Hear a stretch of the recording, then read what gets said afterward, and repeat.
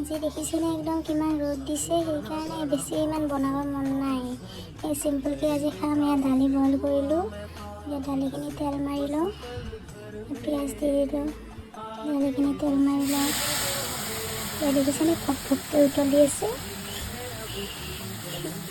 তাৰপিছত দালিখিনি বইল চম্ভাৰটিকৈ থৈ দিলোঁ। এতিয়া ভাজি অলপমান বনাওঁ, ভাজিখিনি কাটি ল'লোঁ। এতিয়া ভাজিখিনি ধুনীয়াকৈ অকণমান তেল বেছিকৈ দি কিনে ভাজি ল'ম। এতিয়া আমাৰ ৰান্ধনি আজি তাই আৰু ময়ে আজি মানে ঘৰত। এতিয়া ভাজিখিনি বনাবৰ কাৰণে পিঁয়াজ জলকীয়া এনেকৈ দি ল'লোঁ। এতিয়া ভাজিখিনি ধুনীয়াকৈ ভাজি ল'ম। গৰচখন উলটি গৈছিল।